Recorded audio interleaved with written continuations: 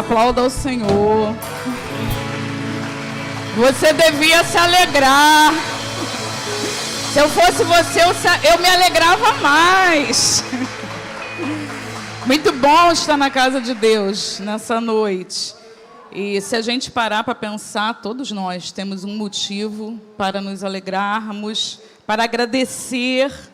Já foi falado aqui, noite de gratidão, noite de renovo, noite que nós podemos nos deslocar das nossas casas e vir até a casa do Senhor para adorar e para receber um combustível espiritual para continuar na caminhada mais uma semana. Eu não sei quando você pode vir novamente a esse lugar.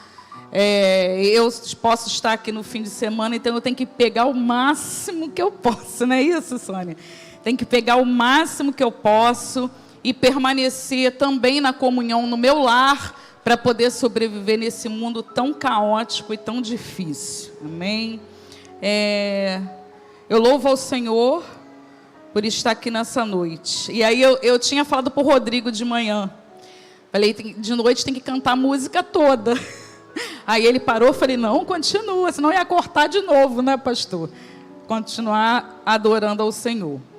Abra sua Bíblia, assentados mesmo como estamos, Lucas 21.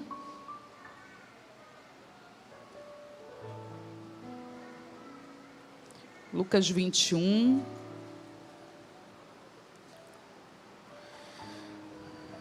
Apenas um versículo, 28. Nós temos ali na TV e aí a gente lê uma versão. Ora, quando essas coisas começarem a acontecer, olhai para cima, levantai a vossa cabeça, porque a vossa redenção está próxima. Vamos ler? Todos juntos? Ora, quando essas coisas começarem a acontecer, olhai para cima e levantai a vossa cabeça, porque a vossa redenção está próxima. Amém? Se você puder permanecer com a Bíblia aberta, nós vamos estar falando alguns textos desse mesmo capítulo. E eu estava pensando a respeito desse texto e a questão do efeito surpresa no meu pensamento. E eu me lembrei daquele tsunami que aconteceu no ano de 2004. E o interessante, eu não sei quanto para vocês, mas eu não tinha ouvido falar em tsunami. E eu acho que boa parte das pessoas também não. As próprias pessoas que estavam lá e foram surpreendidas por aquele desastre natural. Foi uma tragédia que atingiu 14 países na Ásia e também na África. E em meio a essa destruição, mais de 200 mil pessoas morreram. Foi bem perto do Natal, foi no dia 26 de dezembro. Paisagens inteiras foram transformadas. E, segundo as Nações Unidas, foi o pior desastre natural registrado. E eu estava lendo sobre isso essa semana. Uma turista sobrevivente, ela relatou que ela estava na varanda de um hotel, ela estava tomando café com o marido, e aí eles viram o mar recuar.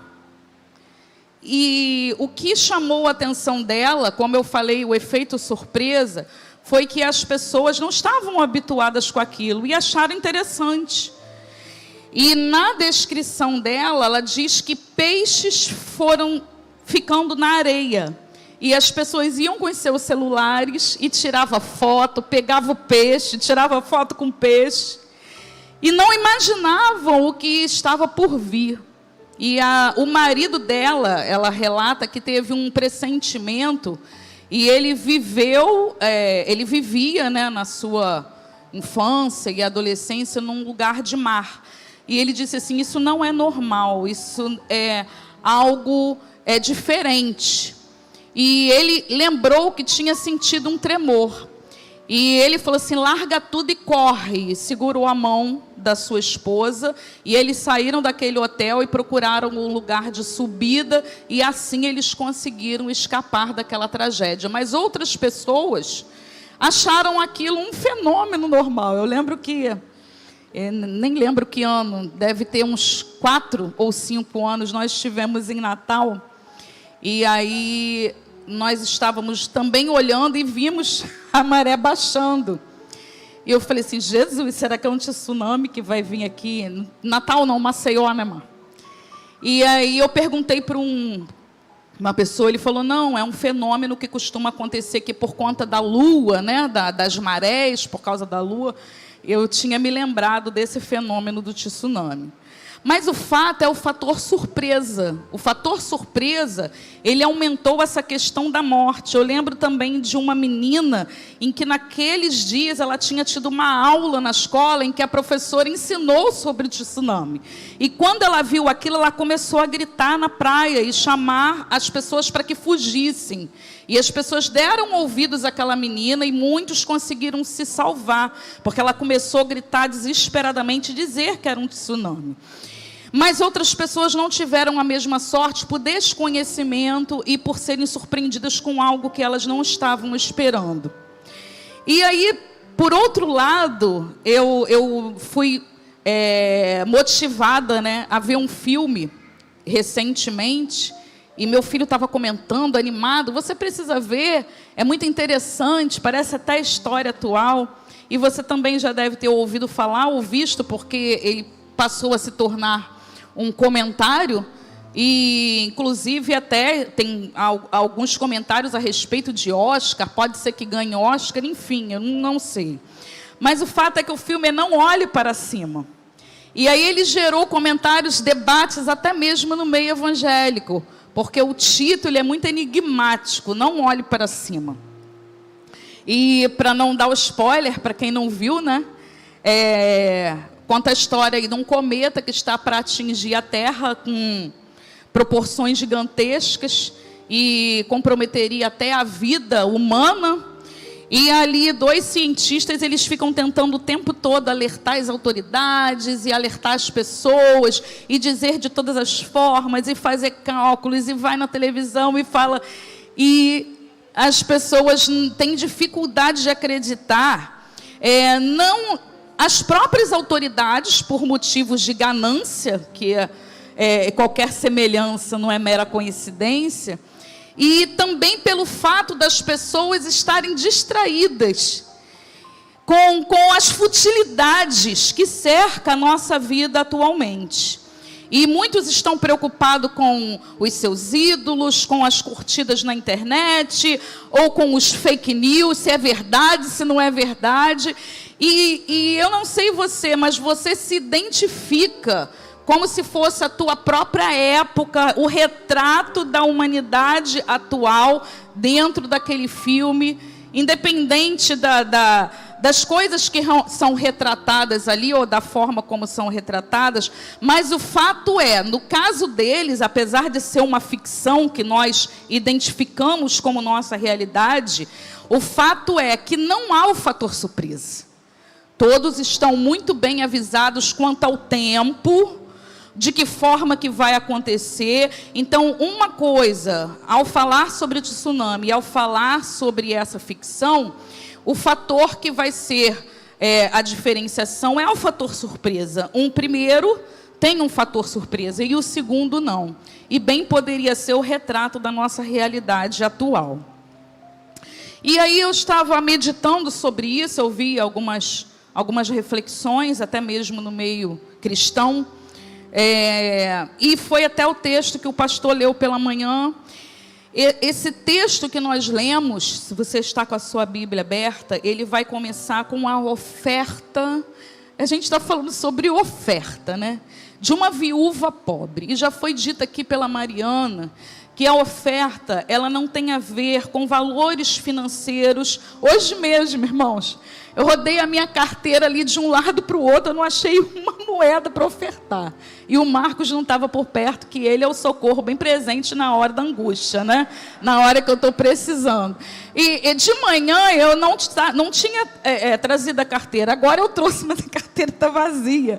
E aí eu fiquei ali, pai, eu estou sem oferta. Mas graças a Deus eu já pude ofertar meu louvor, a minha adoração, a minha gratidão, o meu aplauso, as minhas mãos erguidas. Isso também é oferta. E quando essa mulher vai ofertar, o texto vai descrever nos seus 4 primeiros versículos que ela faz de uma forma que chama a atenção de Jesus. Talvez ela mesma nem tenha percebido isso, é bem provável que sim. O fato é que ela só tinha 2 poucas moedas, 2 pequenas moedas, o texto fala, aquela oferta, e aquele valor era um valor irrisório. E aí, a ótica de Deus, ela é diferente do que a nossa, sempre foi assim. Em várias narrativas da Bíblia, nós vemos que a ótica de Deus, o próprio Samuel, ele vai registrar isso, que Deus não vê como vê o homem. E diante desse quadro, ele vai dizer que outras pessoas, nós vimos aqui um momento de ofertório agora, várias pessoas vieram. Aqui nós usamos o envelope e aí a gente não sabe quanto o valor, né?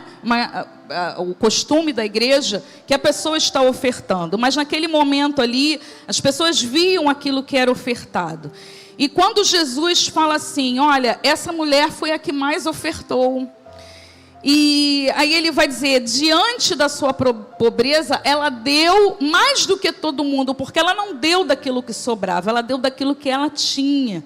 Ela fez uma oferta de desafio. Talvez ela estava, como Mariana, ou como muitos outros aqui, por gratidão de algo, ou até mesmo motivado, não apenas porque recebeu, e nem porque pensa em receber, mas simplesmente porque o coração está cheio de gratidão pela vida, porque Deus tem cuidado de nós, da família, independente de nós usarmos alguma forma de barganhar com Deus. Olha, se eu receber isso, eu vou ofertar aquilo. Não.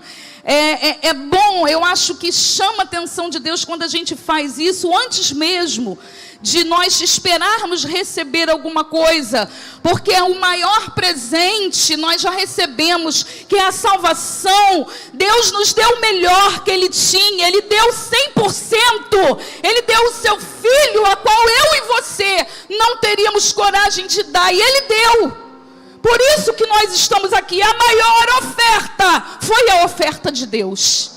Então, quando eu entendo isso e eu oferto, não é porque eu estou esperando uma casa, uma aprovação em concurso, algo que eu vou receber. Quando eu entendo e sou grata pela salvação, e porque eu tenho um lugar, uma casa espiritual, que zela pela minha vida, que tem uma cobertura espiritual de pastores, que zela pelas nossas almas, que ora pelas vidas, das nossas vidas pelas madrugadas. Então eu entendo e voluntariamente, sem esperar receber nada em troca, eu dou, mesmo quando não está me sobrando.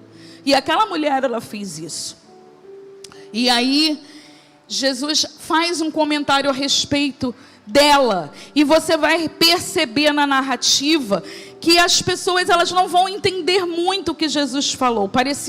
Tinha hora que para as pessoas, Jesus não falava coisa com coisa. Eu imagino isso. De repente alguém comentava baixinho entre si, está falando coisa com coisa, não entendi, como assim Deus duas moedas e está dando mais do que todo mundo? E aí o texto vai dizer, os outros evangelhos, eles vão colocar essa narrativa também, e eles começam a falar, perceba a narrativa, Jesus olha 2 moedas, e Jesus vai dizer assim, deu mais do que todos. E o contexto seguinte do versículo 5, alguém puxa um comentário e começa a falar da grandiosidade do templo. Olha só, mestre, que templo bonito, que templo grandioso, olha que luxo. Talvez alguém com aquele comentário estivesse dizendo assim, você não está falando com razoabilidade, né? Porque como assim ela deu 2 moedas e isso aí está sendo mais? Olha a grandiosidade desse templo. E foi um templo que foi mandado construir por Herodes.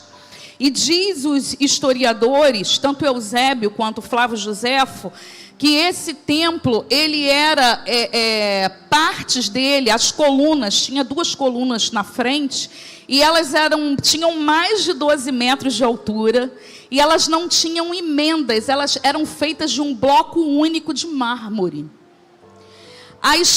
Blocos de pedra, que eram os seus encaixes, era de mármore branco e mármore verde. E diz os historiadores que tinha mais de 20 metros de altura aquele bloco, de profundidade, espessura, por 3 metros, e de blocos únicos, não tinha emenda. Imagina um bloco de 20 metros. É algo, não consigo nem imaginar o tamanho, né? Talvez fosse assim, 3 vezes a altura, pastor. O pastor está falando. Então você imagina um bloco único, uma pedra foi cortada, uma rocha, em vários blocos para montar paredes de um templo. E não era uma pedra, era mármore, branco e verde. E diz também essas informações que uma parte do templo eram placas recobertas com ouro. E conforme a luz do sol batia, no nascer do sol, aquela parede reluzia, acendia.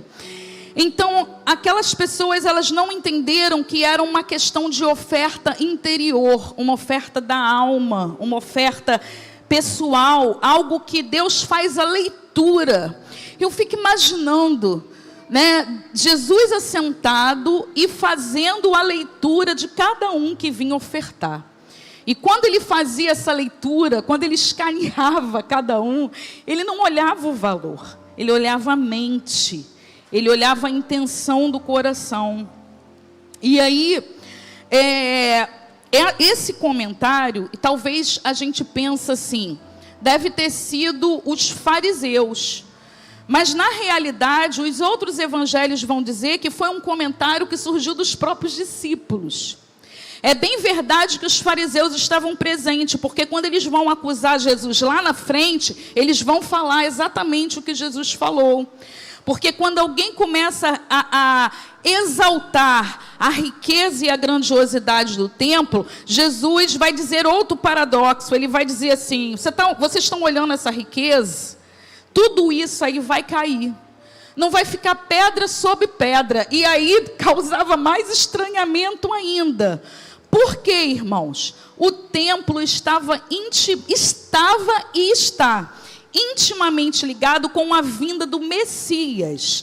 Então, para aqueles que estavam ali, que não reconheceram em Jesus o Messias, Jesus estava dizendo um disparate, uma coisa sem propósito. Porque para eles, aquela oferta, aquele presente, não apenas de Herodes, mas de outros monarcas também. Teve monarcas que ofertou mesa, teve monarca que ofertou videiras de ouro para poder ornamentar e enfeitar aquele templo. E aí eles imaginavam com isso que o templo estava preparado para receber quem? O Messias. E quando Jesus fala assim, esse templo vai cair, vai ser derribado pedra sobre pedra. E se pesquisar a respeito disso, diz também os historiadores que essa época aí, quando houve uma invasão dos romanos no ano 70, a cidade foi devastada e a ordem foi queimar e destruir. E os arqueólogos até hoje não acharam inteira cômodo que seja daquele lugar do templo. Não tem nada inteiro. Por quê? A ordem foi queimar, derrubar e aterrar. Você vai ver que alguns arqueólogos acham cômodos que foram templos, que foram lavatórios, que foram lugares de estudo bíblico, tinha até espaços para pôr os rolos. Só que em relação ao templo, o que sobrou ali foi aquela parede, né, que está ali em pé. Fora aquilo ali, não tem compartimentos para poder ser identificado. A própria cidade de Jerusalém foi arrasada e soterrada. Fizeram um aterro por cima dela e deixou de existir. E a palavra de Jesus se cumpriu categoricamente. E aí, quando Jesus fala aquilo, ele fala em público. E tanto quem acreditava quanto não acreditava naquilo que Jesus falou, ouviu aquela palavra. Só que nós sabemos, nós somos uma igreja que estuda, uma igreja que pesquisa, nós sabemos que os discípulos, eles tinham uma intimidade com Jesus. E aí o texto vai dizer que enquanto eles estavam, o nosso texto que nós estamos lendo em Lucas, vai dizer, então disse Jesus, o 7, perguntaram-lhe, mestre, quando sucederá isto? Mas o evangelho de Mateus, se não me falha a memória, Marcos 13, ele vai dizer que quem perguntou isso foi Pedro, Tiago, João e André, que eram os discípulos bem próximos de Jesus. E aí eles fazem a seguinte pergunta, 7, quando vai acontecer isso? E que sinal que tem da tua vinda? Que essas coisas vão realmente acontecer. O versículo 7 diz assim. E aí, nós percebemos duas perguntas. Quando e que sinal que iria acontecer aquilo que Jesus falou acerca do templo. E aí, a partir do versículo 8, Jesus vai começar a fazer um relato de coisas que vão acontecer e nós vamos discorrer sobre algumas delas. E o meu propósito aqui não é meu e nem foi o de Jesus em fazer uma cronologia. Vai acontecer isso, depois isso e depois aquilo. Nem tampouco dizer, isso tudo vai acontecer na era de vocês ainda, ou é algo escatológico. Pelos estudos, existem 3 tipos de mensagem em todos esses acontecimentos que estão aqui. Alguns desses sinais vão apontar para os acontecimentos da época, quase que imediatamente depois.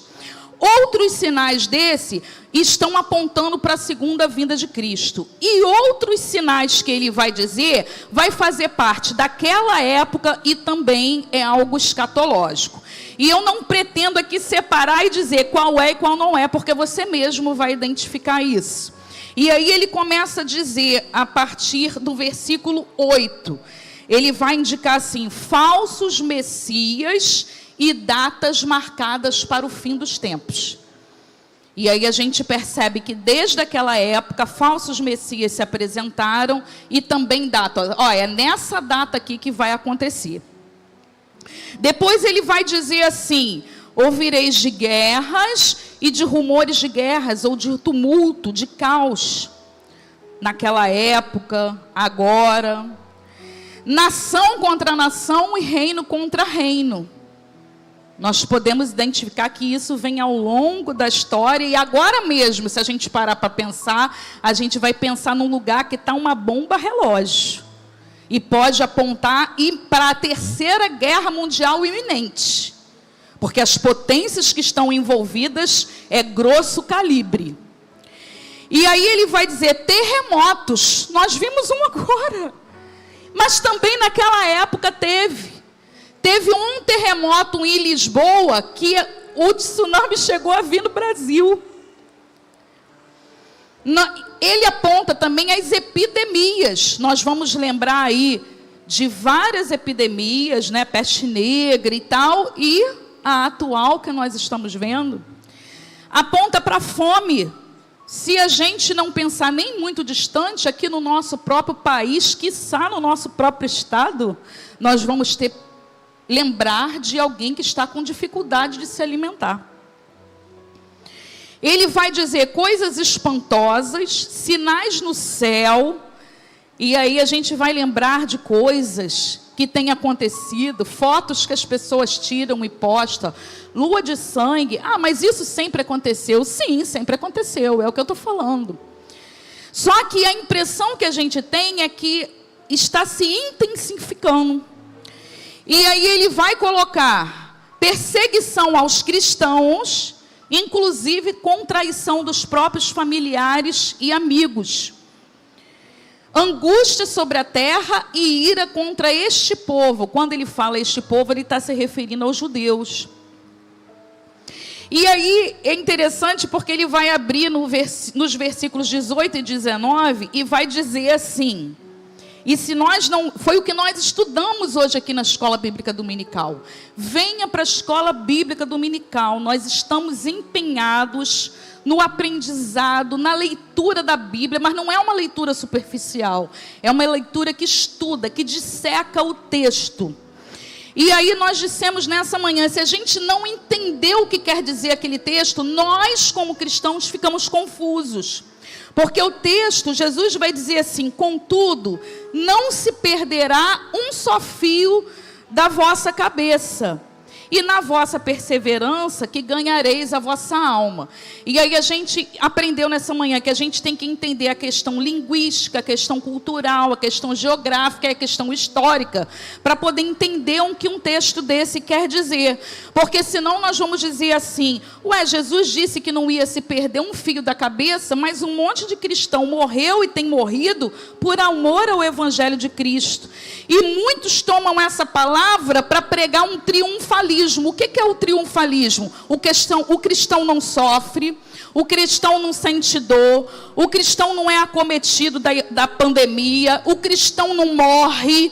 E aí quando a gente se depara com isso, não, na minha casa não vai chegar, porque eu sou cristão.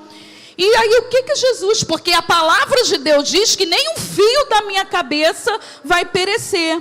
Mas o texto, na realidade, Jesus estava usando um provérbio, como se fosse um provérbio daquela época.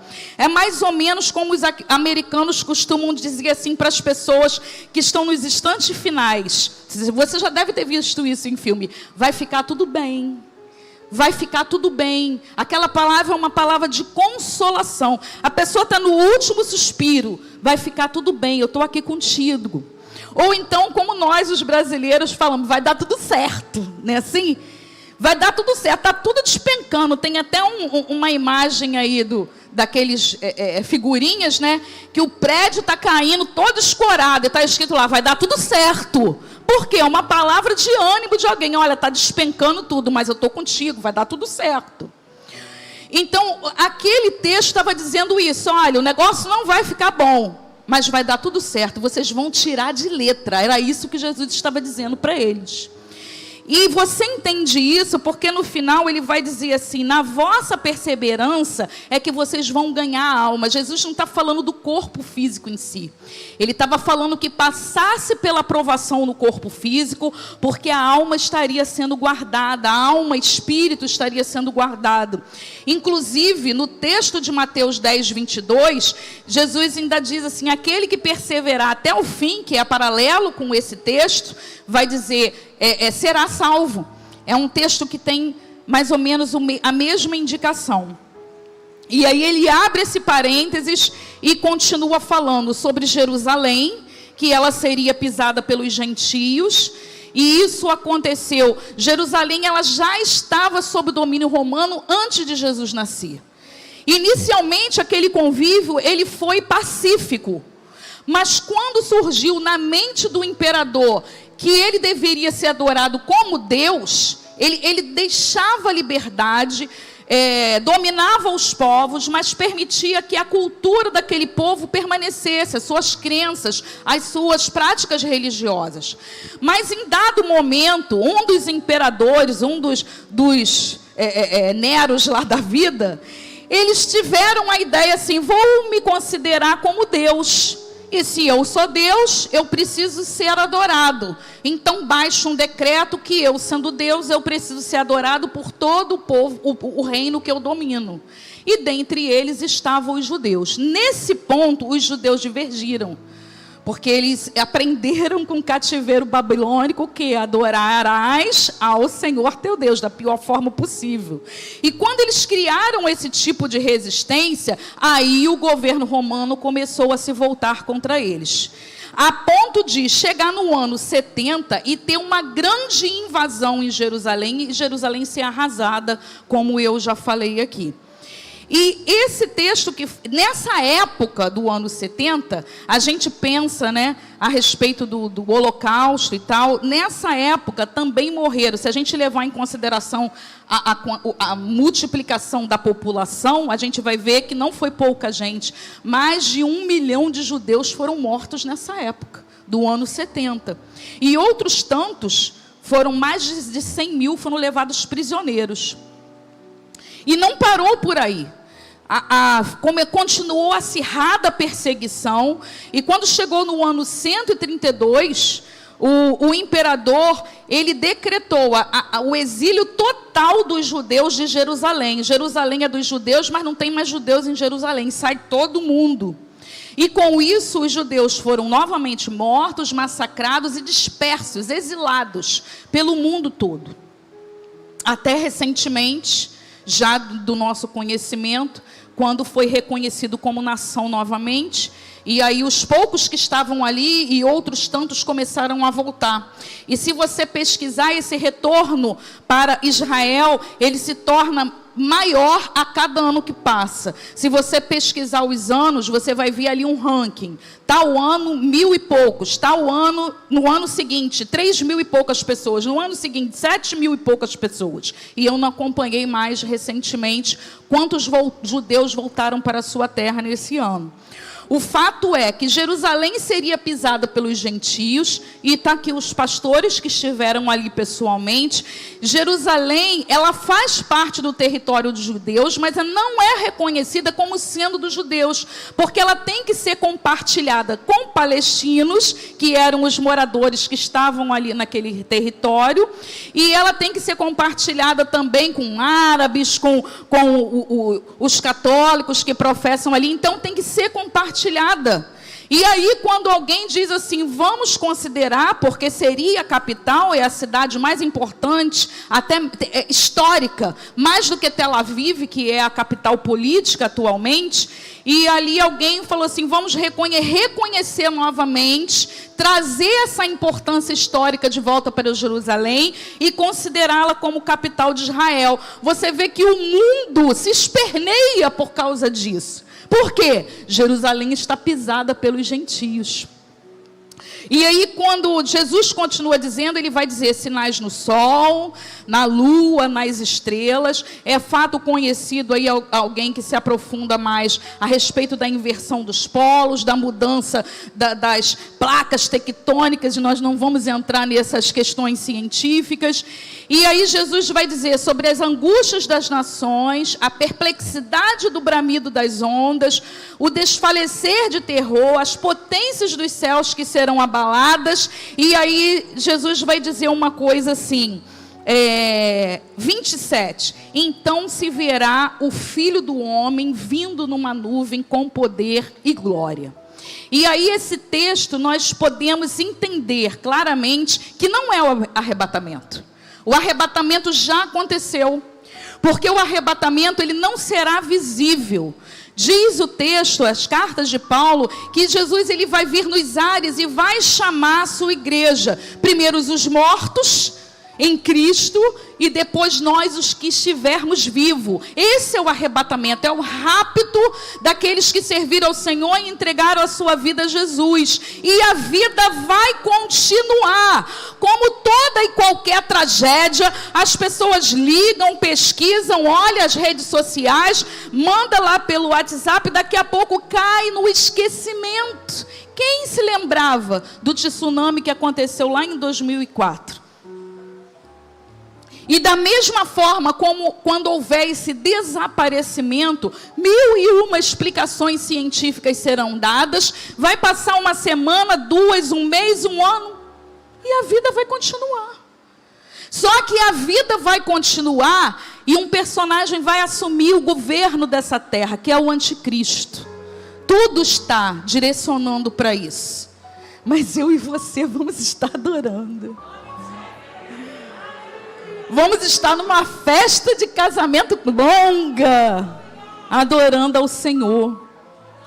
Se você não tem essa esperança, se você é cristão, mas está em dúvida e foi impactado agora com essa palavra, é noite de gratidão, é noite de renovo, mas também é noite de conserto. Talvez você nem planejou estar aqui essa noite, mas Jesus te trouxe aqui, o Espírito de Deus te trouxe aqui para te dizer: conserta hoje. Porque o encontro pode se dar a qualquer momento. Ele pode ser através do arrebatamento, mas ele também pode ser através da morte iminente, a qual nós estamos sujeitos. E não pensemos nós que ficar trancado dentro de casa vai nos deixar ilesos. Porque coisas podem acontecer dentro da nossa própria casa.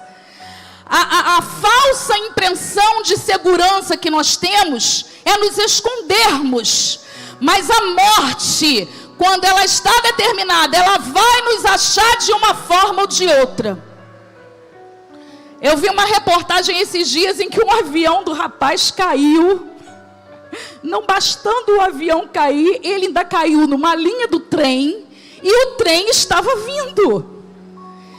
E Deus, nós que cremos nisso, providenciou guardas, soldados militares, eu não lembro, polícia, que estava ali naquele momento e viram e pegaram o homem à força, seguraram na roupa dele e puxaram daquele avião. Não passou 2 segundos, o trem passou em cima do avião. Ele poderia ter morrido 2 vezes, né? Sobreviver ao avião, mas morrer de trem. Seria até interessante, né? Como é que seria o laudo disso? Não sei. Um livramento, enquanto que eu posso cair dessa altura, bater com a cabeça e morrer com traumatismo craniano. Alguém pode se esconder da morte? Não há como se esconder. Mas também não há como se esconder do Espírito de Deus. Porque Ele sonda mentes e coração. Ele conhece a nossa estrutura, o nosso pensamento. Ele conhece quando a gente está aqui com cara de crente, com um acessório de crente, mas a nossa vida lá fora está completamente descomprometida com o noivo que nós juramos fidelidade. Estamos traindo o noivo. E quando eu falo isso, eu não estou me referindo só a adultério. Nós temos essa tendência. De muitas formas, nós podemos trair o noivo. Com N lista de pecados. E se nós estamos nessa circunstância, o Espírito de Deus que fala nesse lugar, Ele está falando na tua mente, está dizendo: eu te trouxe aqui para tratar contigo. Lava as tuas vestes, teu vestido está sujo. Lava que ainda há tempo. O sangue ainda está disponível. Aproveita hoje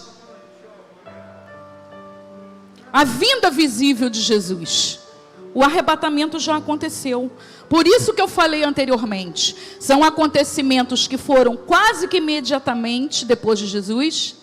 São acontecimentos que são escatológicos e outros que correspondem a ambas as informações. E aí vem o texto que nós lemos, que é o 28. Ora, repita, quando estas coisas começarem a acontecer, diferente do filme, olha para cima, porque a redenção está próxima. E aí a gente tem a tendência também, em cada cataclisma que acontece no mundo, agora recentemente um terremoto, a gente fica assim: Jesus está voltando. Porque os sinais estão se cumprindo. Porque Jesus falou, quando essas coisas começarem a acontecer. E aí eu pergunto aos senhores, quando que começaram a acontecer essas coisas? Foi em 2022? Foi em 2020, na pandemia? Jesus está falando de coisas que começaram a acontecer na própria época dele. Porque ele próprio começou a ser perseguido. E logo assim que ele foi morto, você vai se lembrar que os discípulos se esconderam, porque já havia começado aquilo que ele deu como sinal: perseguição aos cristãos. Quando eu leio o livro de Atos, eu vejo 2 mártires que morreram por amor a Cristo. Eu vejo Estevão no capítulo 8 e eu vejo Tiago no capítulo 13, se não me falha a memória, 12. Eu vejo perseguição à igreja. E eu vejo Saulo lá na perseguição da igreja. Quando Jesus disse: quando essas coisas começarem a acontecer, levanta a cabeça, porque a sua redenção está próxima. Sabe o que quer dizer isso? A gente está atrasado em achar que Jesus vai voltar. Porque há 2000 anos atrás ele disse: fique esperto, porque a sua redenção está próxima. E Jesus chamou a atenção exatamente por conta disso, pelo fator de não saber o dia e nem a hora. Então os discípulos tinham que estar prontos. A igreja da antiguidade tinha que estar pronta. A igreja reformada tinha que estar pronta. E a igreja do projeto Renovar tem que estar pronta agora. Porque a vinda de Jesus pode se dar agora. Essa pregação pode nem terminar. E quem dera isso acontecesse. Ou até mesmo algum de nós pode estar planejando a semana e partirmos ainda hoje. Jesus estava dizendo isso quando essas coisas começarem a acontecer. Lá na época dele. Começou. E a gente está pensando que os sinais que estão acontecendo agora é porque está me mostrando que Jesus vai voltar. E aí talvez a gente faça igual aquele pessoal, pega o peixe, faça selfie com o peixe na mão, e o perigo está vindo iminente e avassalador sobre as nossas vidas, sobre as nossas casas, sobre a nossa família. E ai daquele que ficar nesse mundo. Ai, ai, ai. Você está achando calor? Você está achando doença? Você está achando tragédia? Você está achando que tem guerra? Isso daí vai aumentar consideravelmente. Eu não posso ficar aqui. Eu tenho orado isso. Senhor, tem misericórdia de mim. Tem misericórdia de mim. Tem misericórdia de mim.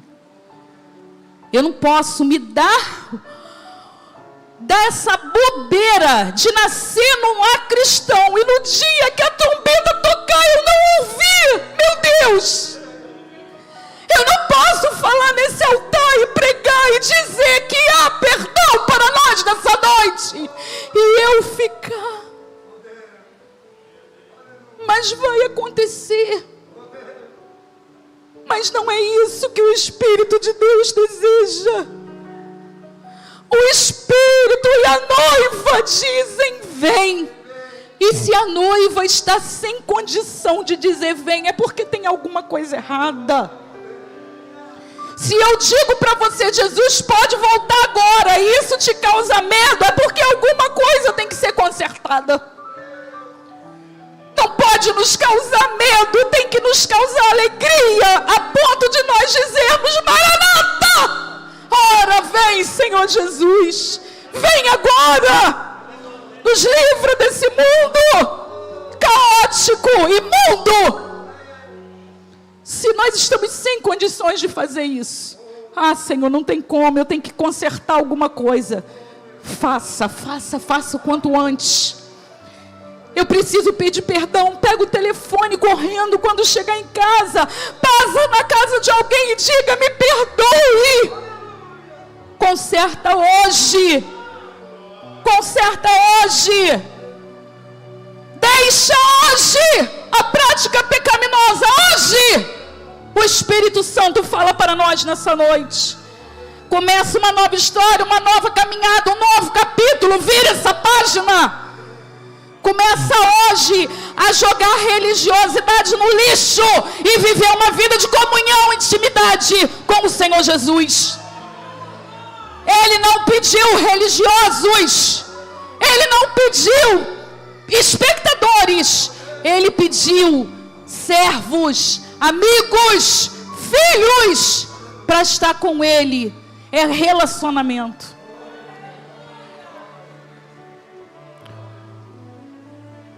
Nesse mesmo capítulo,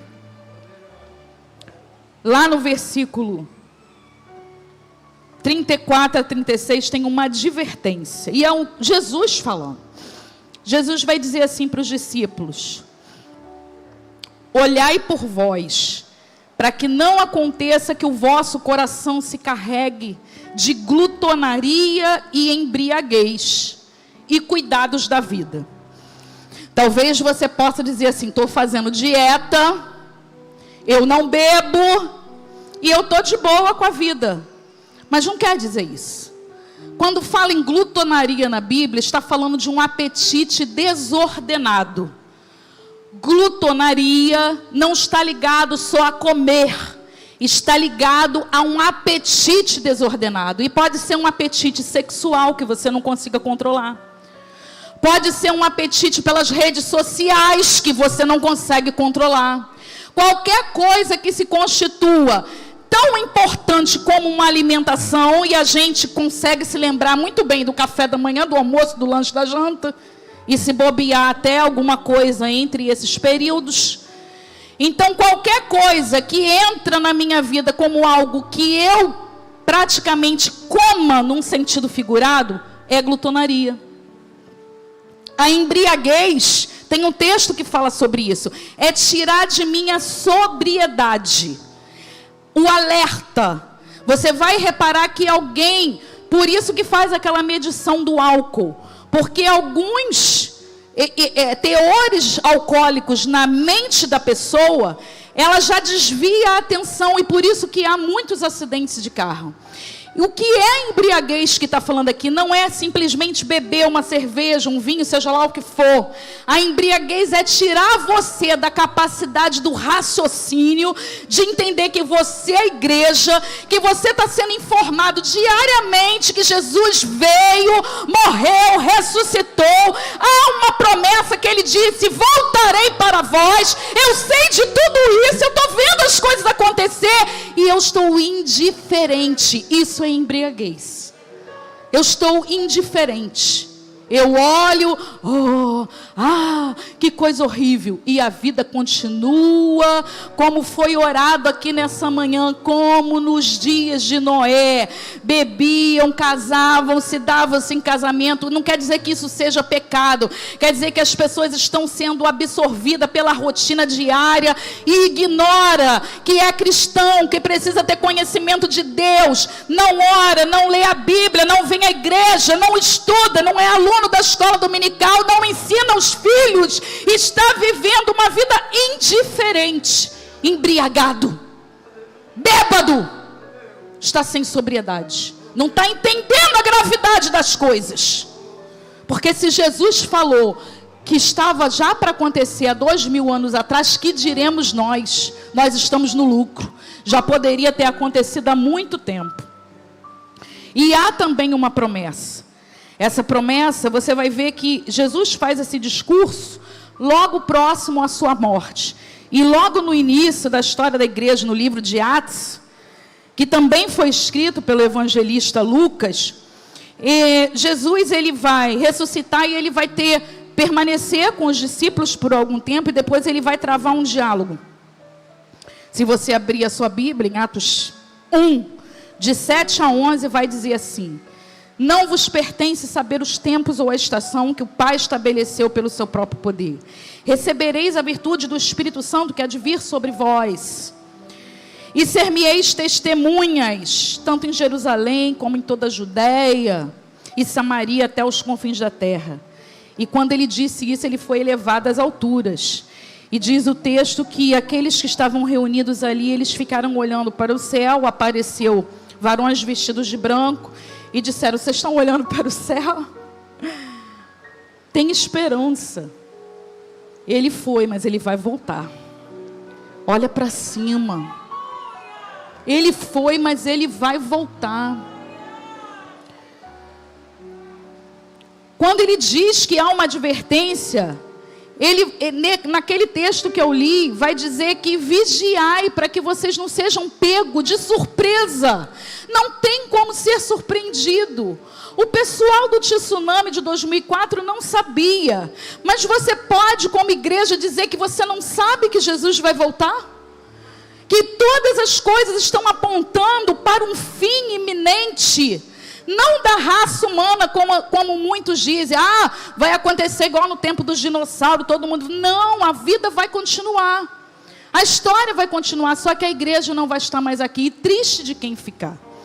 Então nós não podemos, diante de Deus, principalmente Igreja Evangélica Projeto Renovar, está sendo amplamente informada. Jesus voltará. Jesus voltará.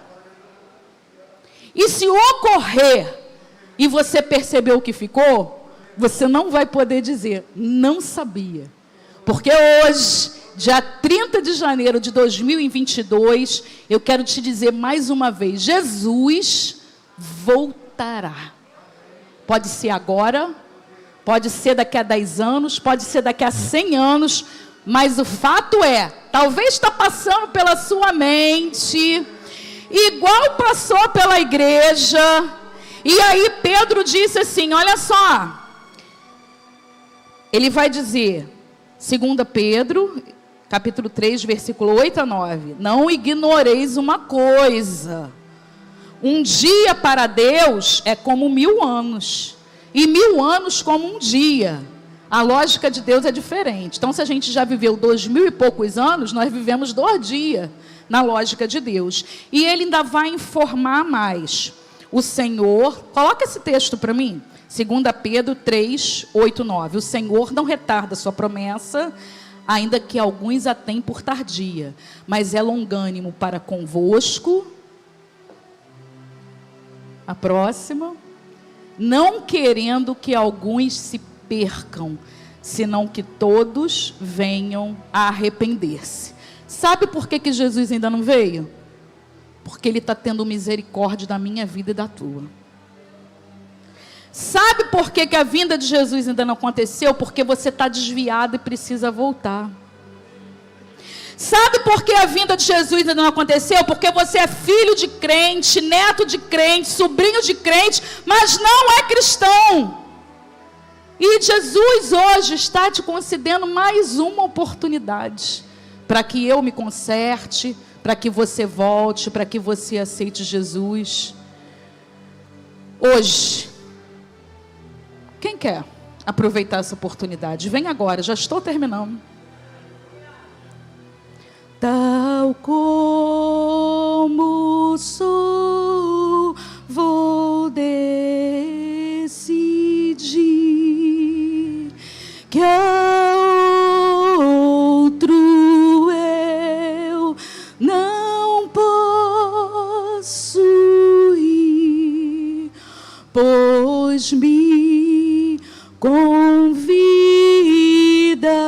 para vir, bendito Cristo, eis-me aqui. Quem quer dizer hoje, eis-me aqui? Estava afastado, mas eu entendi que essa palavra foi para mim. Eu nem vinha na culto hoje. É para mim, eis-me aqui. Eu sou filho de crente, mas filho de crente não garante aí uma passagem extra para estar inserido nesse contexto. Cada um é igual cartão de crédito, pessoal, intransferível. Era, né? Porque agora a gente pode até usar senha. Quem deseja hoje? Quem deseja hoje reconciliar? Fique de pé nessa hora. Fique de pé, igreja. Pode ficar de pé.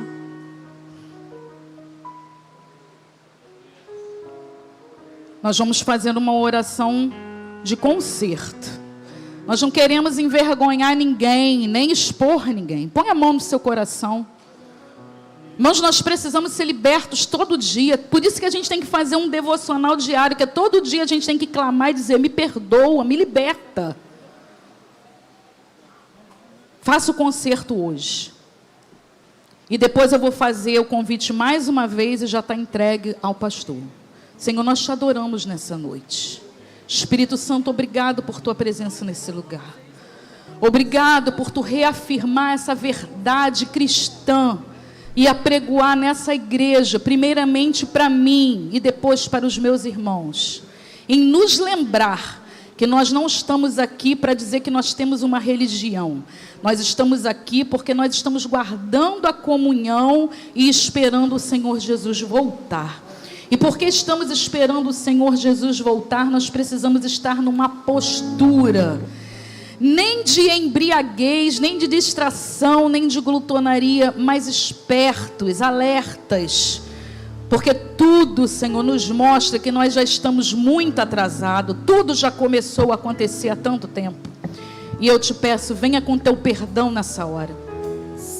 Olha cada oração que está sendo feita agora e te clamando: Senhor, me perdoa, me perdoa, me perdoa por aquilo que eu fiz, por aquilo que eu falei, por aquilo que eu pensei.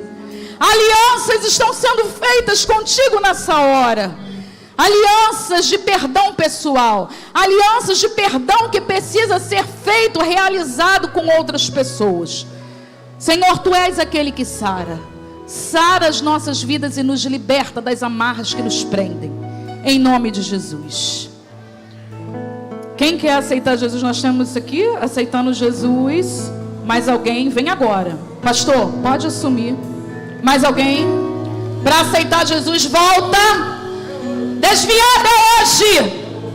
Você não sabe se tem outra oportunidade. Que coisa agressiva. Chamando de desviado. Poderia ser até um constrangimento, né?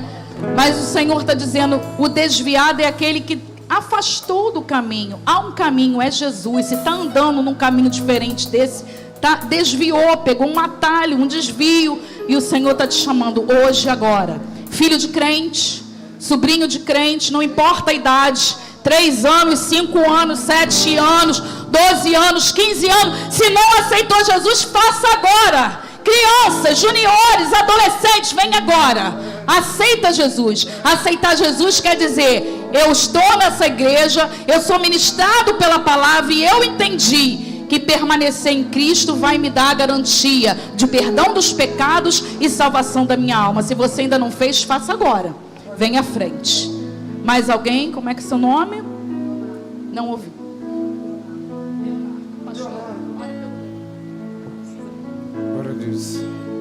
Vamos orar pelo Leonardo. Glória a Deus, aleluia. Fala assim: Leonardo, eu entrego a minha vida ao Senhor Jesus. Amém. Estenda a mão para cá em nome de Jesus. Ô irmão, glória a Deus. Que mensagem. Mensagem do céu. Onde está você? Você ficou desiludido, triste, saiu do caminho, volta agora. Em nome de Jesus. Aleluia. Estenda a mão para cá em nome de Jesus. Senhor Deus e amado Pai, aqui está o Leonardo. Ele está declarando Jesus Cristo como o único e suficiente Senhor e Salvador da vida dele. Perdoa-lhe, Senhor, os seus pecados. Escreve agora o seu nome no livro da vida e prepara o Leonardo para, como igreja, se encontrar contigo. Nós abençoamos esta vida no nome de Jesus. Amém e amém. A paz do Senhor. Seja muito bem-vindo à família de Deus. Aqui, ó. Glória a Deus. Já estamos. Aleluia. Aleluia. Aleluia. Glória a Deus. Aleluia. Senhor, muito obrigado por esta reunião que o Senhor nos permitiu louvar, adorar, ofertar, ouvir a Tua palavra. Que essa chama do arrebatamento esteja presente na minha mente, nas nossas mentes, no nosso coração. Prepara a Tua noiva para o grande casamento, para estarmos contigo nas bodas e receber de Ti os galardões que o Senhor tem preparado para cada um. Agora, meu Pai, nos dê uma semana de paz, abençoada na Tua presença, que possamos na terça-feira ter a reunião com as Tuas filhas, na quarta-feira pela manhã oração, à noite o culto, no domingo todas as atividades, na reunião de sábado, tudo toma nas Tuas mãos. Senhor, Te agradecemos por tudo e Te pedimos, conduza-nos em paz, no nome de Jesus, amém e amém. Estenda a sua mão e receba a bênção do Senhor. Após ministrar a bênção, não saia sem pelo menos cumprimentar 5 pessoas que estão ao teu redor. Que a graça do Senhor Jesus Cristo, o grande amor de Deus, o nosso Pai, e as doces consolações do Espírito Santo seja com todos, e todos digam amém. Está encerrado, irmão. Cumprimento.